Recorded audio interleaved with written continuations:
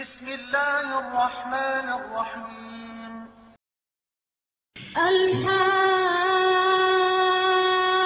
الحاقة ما الحاقة وما أدراك ما الحاقة كذبت ثمود وعاد بالقارعة فأما ثمود فأهلكوا بالطاغية وأما عاد فأهلكوا بريح صرصر عاتية سخرها عليهم 7 ليال و8 أيام حسوما فترى القوم فيها صرعى كأنهم أعجاز نخل خاوية فهل ترى لهم من باقية وجاء فرعون ومن قبله والمؤتفكات بالخاطئة فعصوا رسول ربهم فأخذهم أخذة رابية إنا لما طغى الماء حملناكم في الجارية لنجعلها لكم تذكرة وتعيها أذن واعية فإذا نفخ في الصور نفخة واحدة وحملت الأرض والجبال فدكتا دكة واحدة فيومئذ وقعت الواقعة وانشقت السماء فهي يومئذ واهية هو الملك على أرجائها ويحمل عرش ربك فوقهم يومئذ 8 يومئذ تعرضون لا تخفى منكم خافية فأما من أوتي كتابه بيمينه فيقول هاؤم اقرءوا كتابيه إني ظننت أني ملاق حسابيه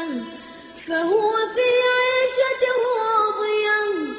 في جنة عالية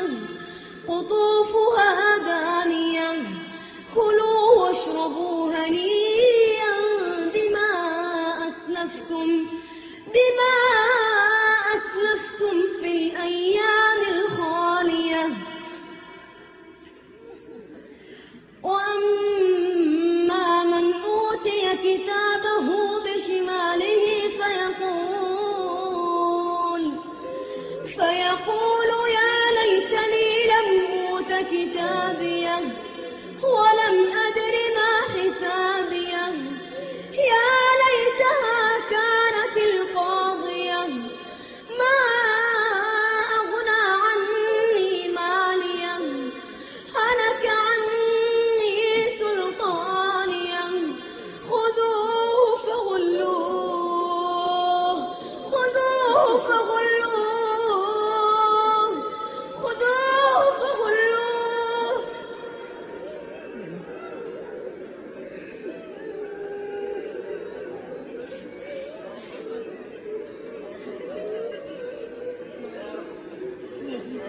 وأما من أوتي كتابه بشماله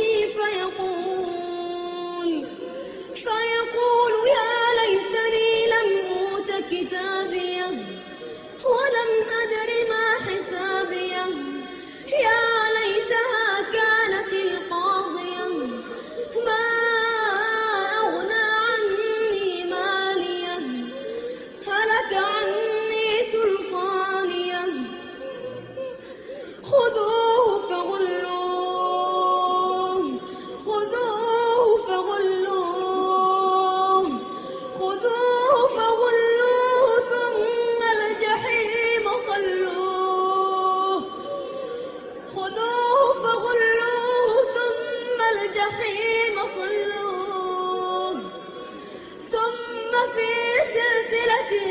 قطعها 70 ذراعا فاسلكوه إنه كان لا يؤمن بالله العظيم ولا يحض على طعام المسكين فليس له اليوم هاهنا حميم ولا طعام إلا من غسلين لا يأكله إلا الخاطئون فلا أقسم بما تبصرون وما لا تبصرون إنه لقول رسول كريم وما هو بقول شاعر قليلا ما تؤمنون ولا بقول كاهن قليلا ما تذكرون تنزيل من رب العالمين ولو تقول علينا بعض الأقاويل لأخذنا منه باليمين